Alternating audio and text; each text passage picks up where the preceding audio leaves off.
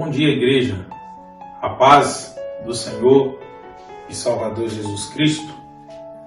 Vamos para a nossa aula de escola bíblica, ainda por esse sistema aqui, por transmissão. E a lição de hoje é uma lição bastante interessante. É uma lição que eu nem tinha visto, mas foi justamente o assunto do último encontro de casais nosso. E o autor então nos chama a pensar nesse tema. Melhor é serem dois. Está ainda na revista Reflexões Bíblicas. E o texto que ele vai trabalhar é o texto de Eclesiastes capítulo 4, especificamente os versos de 7 a 12.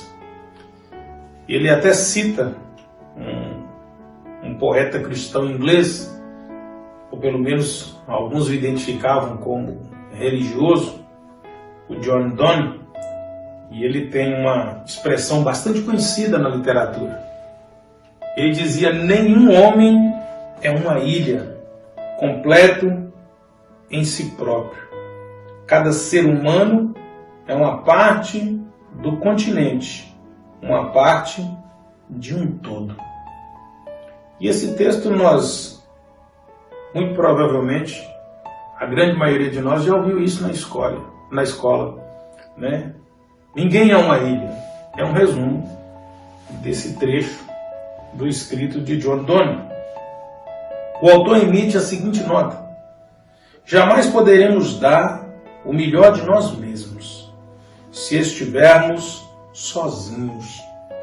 Ninguém pode se realizar em sua vida espiritual, afetiva, familiar ou profissional se permanecer ensimesmado, isolado dos outros.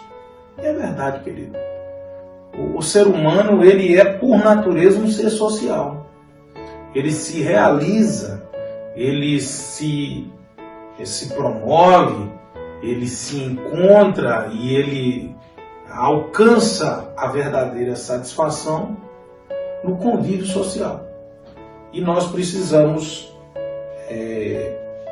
ter a devida atenção a isso. O primeiro tópico que o autor nos chama a pensar nessa manhã de domingo é a insensatez do isolamento. Só se isola quem é insensato, salvo por circunstâncias fora de controle.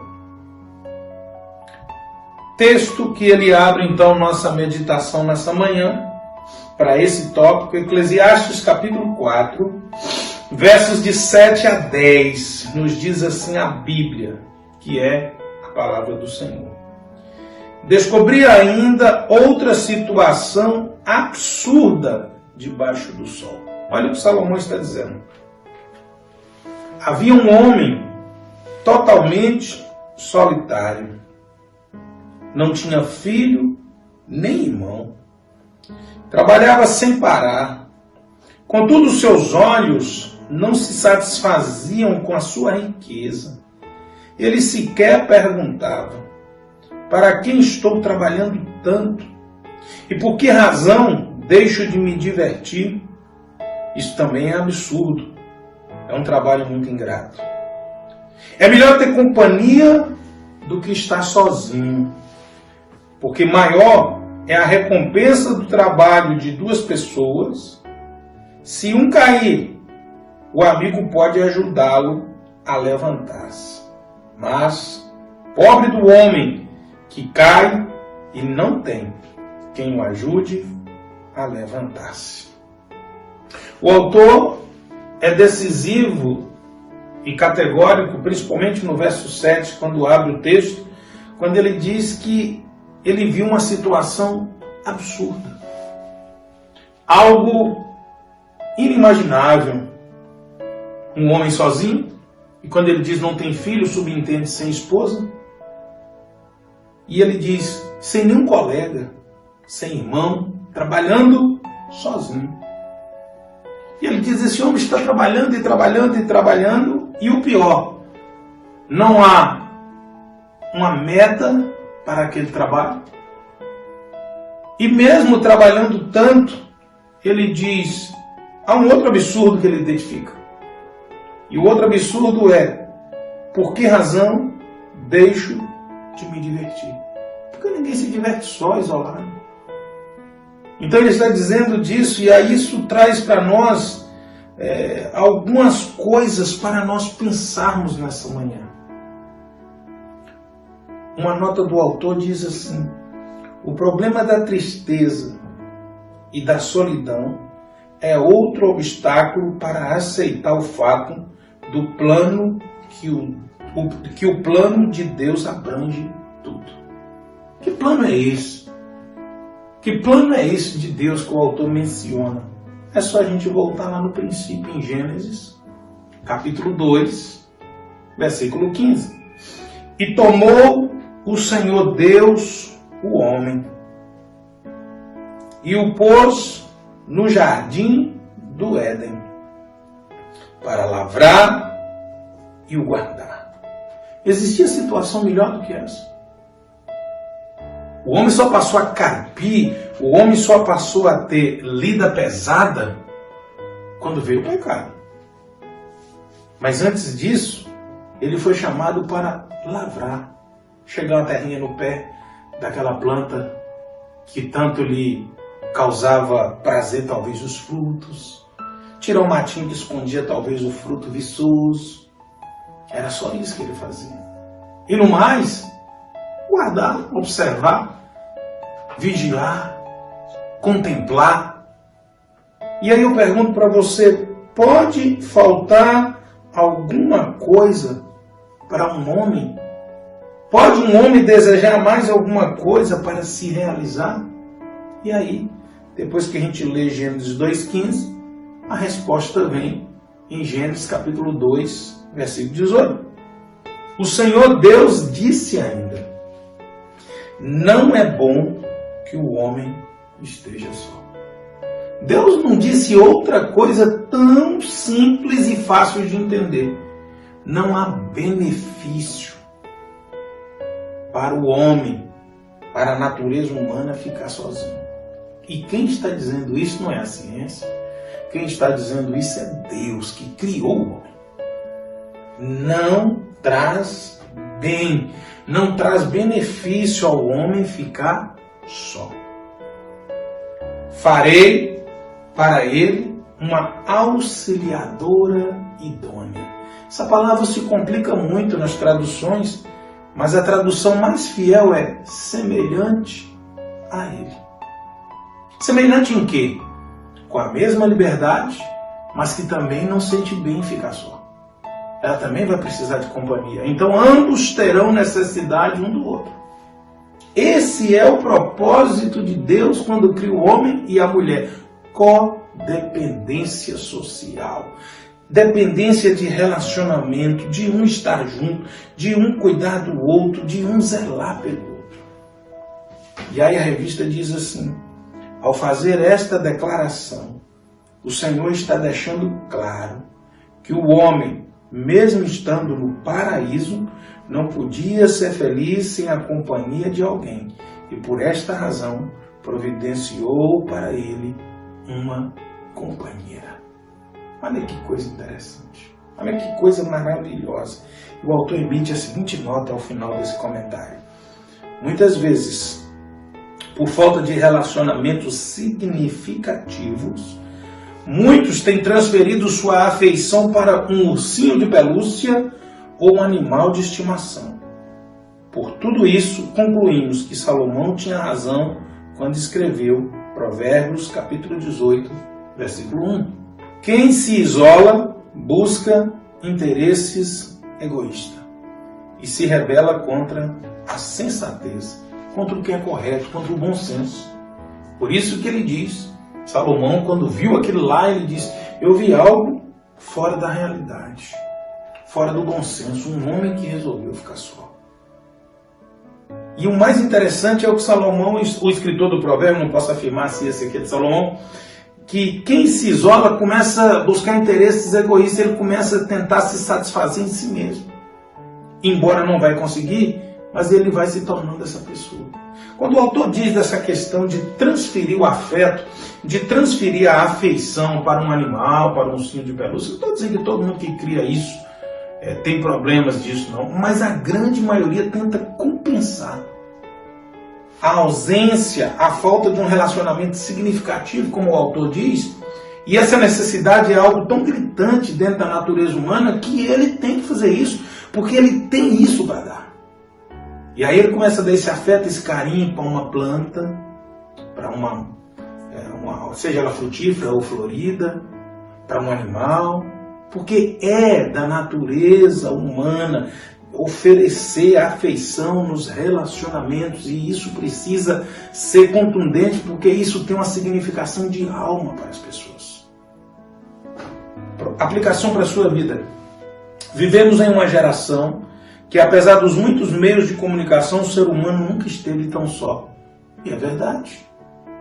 Mesmo com tanta sofisticação, as pessoas estão isoladas. As pessoas hoje falam pouco, conversam pouco.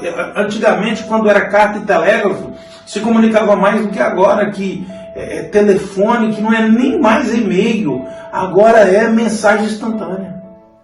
Precisamos saber mais do outro. Quantas vezes essa semana você perguntou como é que estava um familiar seu pelo telefone? Quantas vezes você fez isso? Estamos num tempo de um cuidar do outro. Entende o que o autor está dizendo nessa manhã? Segundo ponto que o autor nos apresenta da importância de sermos dois, é a importância do outro na nossa vida. E não é só eu pensar, eu sou importante na vida de alguém, não. Alguém também é importante na sua vida. Ponto que o autor destaca: sozinhos podemos facilmente perder o foco, ficar desmotivado, adiar nossas tarefas e até mesmo desistir. Quer um exemplo simples? Academia. Começa a fazer academia sozinho para você ver. Primeira semana, com algumas dores, ainda há um relativo entusiasmo. Mas começa a fazer academia num lugar que você não conhece ninguém, ou que você tem que levantar sozinho. Com 2 meses você se desanima. Quer ver um negócio ainda mais desanimador? Monte uma academia na sua casa. Comece a fazer sozinho para você ver. Se alguém não te arrastar todo dia e te levar, você ainda vai ter dificuldade. Mas se você morar sozinho, pode esquecer. Você vai deixar tudo enferrujar, esteiras vão virar cabides de toalha. E é assim que acontece. Porque nós precisamos disso. E aí o autor nos apresenta alguns pontos que, segundo ele, podem ser positivos para observarmos agora no texto de Eclesiastes. Primeiro ponto que ele apresenta, que o outro na minha vida, na nossa vida, ele melhora o nosso desempenho. Texto que ele usa, Eclesiastes 4, 9, a parte B. Porque tem melhor recompensa do seu trabalho. É evidente que 2 pessoas trabalhando junto produzem muito mais. E traz benefício. Descansa o outro. Pega isso e traz para a realidade do casamento. Uma esposa que fica sozinha no serviço doméstico, o marido fica sozinho no seu serviço secular, eles se isolam. Mas a esposa participa do serviço secular dele quando ela prepara o almoço, quando ela ajuda a lavar, quando ela lava suas roupas, quando ela prepara a sua farda, né, que é assim que nós chamamos a roupa oficial de trabalho, né, ela está te ajudando no seu trabalho. Isso quando algumas ainda não levam no serviço, porque não tem lugar para estacionar, ou porque não tem carteira, ou porque seu carro está quebrado, ela participa da sua tarefa secular. Nada mais justo agora do que você participar da tarefa do lar quando ela é do lar e não tem uma tarefa secular. Ela lavou as vasilhas? Guarde. Ela fez a comida? Lave as vasilhas? Então nós precisamos de entender, é isso que o autor está dizendo, há uma melhora de desempenho. Esse desempenho vai ser o quê? Na vida conjugal. Ambos vão estar descansados, ambos vão estar participando. O autor tem toda a razão quando ele diz que quando a gente tem o outro na nossa vida, nosso desempenho é muito melhor em tudo. O segundo ponto que o autor apresenta aqui é que possibilita o apoio mútuo. E aí ele usa Eclesiastes 4:10. Pois se um cair, o outro levantará seu companheiro. Mas, pobre, tu que estiver só e cair, pois não haverá outro que o levante. E essa queda, o autor nos chama a atenção e diz que todos nós somos propensos a quedas. Queda de saúde, queda física, queda emocional, queda espiritual. E o autor afirma que ninguém está imune a essas coisas. Pelo contrário, a Bíblia diz que aquele que pensa que está em pé, cuidado para que não caia. Então o autor diz assim, nesses momentos, nós precisamos de alguém do nosso lado. Vou trazer para a realidade do que estamos vivendo nesse tempo. Imagina uma pessoa com Covid morando sozinho hoje. Ainda que tenha que ficar isolado. Os horários de medicação, uma comida que precisa ser feita. Ah, não, eu vou procurar. Não, ele é isolado, ele não tem ninguém. Ele não tem relacionamento, ele não é casado, ele não tem parente, ele é sozinho. Imagina a dificuldade que não é isso. É isso que o autor está dizendo aqui. E é isso que ele está usando Eclesiastes 4:10. Pobre daquele que nos seus momentos de queda de rendimento, queda de produtividade, queda de saúde, qualquer coisa, ele não tiver uma pessoa para lhe amparar. Então nós precisamos levar muito a sério. Melhora o desempenho, possibilita o apoio mútuo. Terceiro, nos dá a chance de compartilhar nossas potencialidades. Eclesiastes 4:11. Também se dois dormirem juntos, ficarão aquecidos, mas como um só poderá aquecer-se? Esse conceito de calor humano está tipificado no relacionamento e na experiência do casal. E isso fica muito fácil de ver, né? Nós sabemos que o que acontece aí é uma transferência de calor, né? E ambos juntos produzem esse ambiente aconchegante. Não tem coisa pior do que dormir com frio e fome. Então, meu querido, esse conceito que o autor coloca aqui de compartilhar suas potencialidades e suas qualidades é fundamental. Então nós precisamos de estar juntos, um completa o outro, um tem o conceito, a palavra, a expertise para fazer a coisa acontecer com mais facilidade na vida dele ou na vida dela, ou de ambos. Então nós precisamos dar muita atenção a isso. E um quarto ponto que o autor apresenta então é que aumenta a nossa força. E aí ele usa um texto bastante contundente do verso 12, Eclesiastes 4:12, o homem sozinho pode ser vencido, mas dois conseguem defender-se e o cordão de 3 dobras não se rompe facilmente. Eu até coloquei para você aí um desenho de o que é um cordão de 3 dobras? É uma trança de 3 pontas. E nós sabemos que isso aumenta a resistência do fio. Um fio só é uma coisa, um fio enrolado, que é o fio paralelo torcido, é uma coisa, mas o fio trançado é outra coisa. Há muito mais resistência. E há 2 autores que têm um pensamento diferente. O Dr. Champlin, que é o autor daquele Novo Testamento, comentado versículo por versículo, ele diz que esse cordão de 3 dobras em vez de 2 é o laço social, né? Que quando nós nos relacionamos em comunidade, isso nos fortalece. Mas eu gosto mais do conceito de Mateus Henry, né, que é Matthews Henry, que também é um comentarista do Novo e do Velho Testamento, que ele é contundente em dizer que o cordão de 3 dobras é Cristo. Então, por isso que nós precisamos entender o que está sendo colocado. Aí o autor diz, desta forma, a ilustração é clara. O individualismo é, sem dúvida, danoso e torna o ser humano fragilizado. E é evidente, marido que tenta levar um relacionamento sozinho, mulher que tenta levar um relacionamento sozinho, os dois resolvem levar juntos e Cristo nas suas vidas. Aí é outra coisa. E é isso que nós precisamos entender. As pessoas precisam umas das outras. Por toda parte há sinais de que as pessoas estão com fome de algum tipo de interação. E é verdade. Querido, a gente vai para as praças, os idosos estão sentados nas praças, eles brincam com a criança. Necessidade de interação.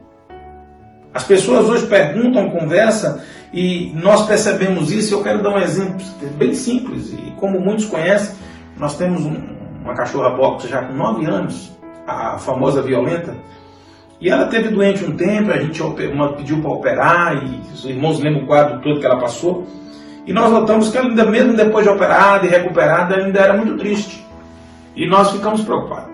E aí a gente comprou um filhote de boxe. A princípio nós pensamos que ela ia rejeitar, que ia ser um tempo de brigas intensas, mas aconteceu o contrário. Ela literalmente adotou aquele filhote como sua filha e a cachorrinha a tem como a sua mãe, e é um negócio impressionante a cumplicidade das duas, o cuidado de uma com a outra. Então eu olho assim, se um animal é racional, muda seu comportamento a partir de um relacionamento, imagina o ser humano. Digo o ser humano racional. E o autor conta um exemplo clássico, ele diz que lá nos Estados Unidos uma senhora insistia em ir no serviço de postagem lá e pegar a fila para comprar o selo. E a senhora que a atendia um dia não resistiu e disse: a senhora sabe que a senhora não precisa pegar a fila. A senhora sabe que tem uma máquina lá na entrada que a senhora emite o selo. E a senhora coloca e deixa na caixa. Ela disse: mas a máquina não me pergunta como eu estou, se eu melhorei da minha artrite. Você sempre me faz essa pergunta. Veja como é que isso é básico, veja como é que isso é simples. Querido, a tecnologia ela encurtou as distâncias, ela acelerou os processos, mas ao mesmo tempo ela gerou substituição de pessoas por máquinas, e essa substituição literalmente esfriou e empobreceu os relacionamentos. Nós não temos mais aquele gerente que te conhecia pelo nome, agora a gente conversa com a máquina. E agora criaram uma tal de inteligência artificial. Então piorou ainda, nem aquele call center mais você não conversa. Então acabou aquele negócio, que as pessoas eram conhecidas pelo nome e pelos relacionamentos. O autor nos apresenta algumas causas desses isolamentos. Ele diz: o primeiro é o complexo de inferioridade. Algumas pessoas possuem uma autoestima extremamente negativa, elas entendem que elas são insignificantes, inconvenientes, indesejáveis, não tem nada para oferecer e que por via das dúvidas é melhor ficar só. Esse é um ponto identificado em boa parte dos isolamentos. O segundo ponto é o contrário, é um complexo de superioridade. Não, eu não me relaciono com esse tipo de gente, eu sou dono da situação, eu sou independente, eu sou bom, eu sou autossuficiente, eu não quero me misturar. Essa pessoa certamente também vai enfrentar um isolamento mais dia menos dias. O outro caso que o autor apresenta é aqueles que gostam de chamar a atenção, aqueles espalhafatosos que, por carência e problemas mal resolvidos, eles criam isolamentos para eles mesmos, porque as pessoas simplesmente não suportam o seu excesso de chamamento de atenção para si mesmo.